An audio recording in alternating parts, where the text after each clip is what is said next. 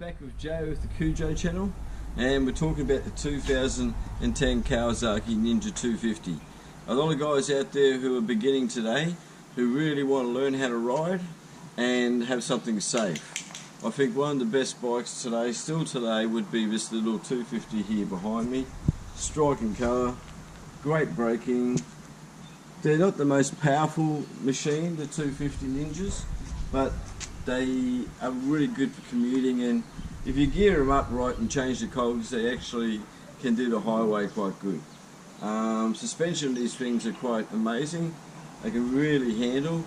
They're very light bike, so it's easy to flick around, and the only thing I could say is the sitting position can be a little bit annoying, but otherwise the Kawasaki is probably one of the best beginners bike. Now, you beginners out there who owns a Kawasaki 250 and wanted to change your rear tyre, just come back here and have a look. Now, before I show you the tyre, just want to let you know that guys out there, everyone thinks that 150 looks better than a 140 or 130. When they come out with a 130 70 17, but the truth is it's a skinny tyre. Doesn't make the bike look quite fat. No, it doesn't give it much of an appearance, that's for sure, that skinny tyre in the back. Even when I decided to buy myself a Ninja, I really wanted something with a bit of a fatter tyre, even though in 250. So I was going to go 150, but after I went 150, I realised that it starts to roll on the back edge here of your tyre. As you see here, this part here will roll on you around a corner, what causes you a back end wobble. So quite dangerous. So if anybody is saying that a 150 is okay, if you're a good rider and like to ride around corners and stuff, make sure that you you don't get yourself a 150. Okay, yes, they look fatter and they look better, but the true fact is they're not good for handling, and you lose power too with a 150. But what I recommend is actually that's a 140 70 17. It's got a bit more fatness to it, as you can see the back of it, and we'll come back a little bit more too, so show you from there and back. But it doesn't it makes the Ninja looks a bit more fat, a bit more beefier, so people think you got a bigger bike, you could say. And as these part here, if you noticed on the Ninjas, I absolutely hate them. They make them look poxy with all this plastics and doesn't show the back tyre. So you can get a kit, excuse me, you can get a kit underneath to change this, and they're quite cheap off eBay.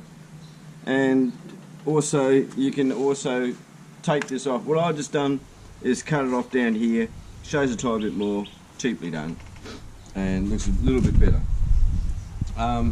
That's a Pirelli sports tyre.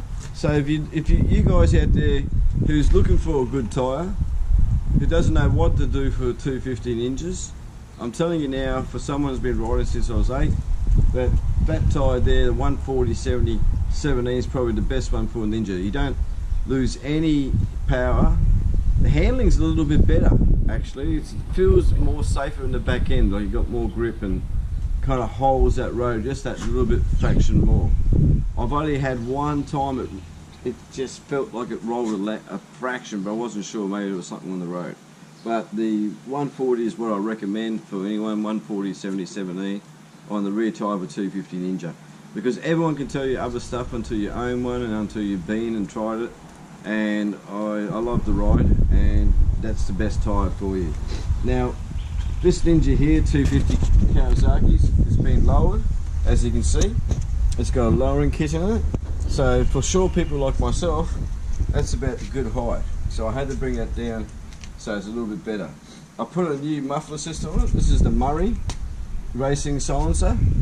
It's quite a good muffler system on this, and it's made it sound better and breathe better, and it sounds great for a 250.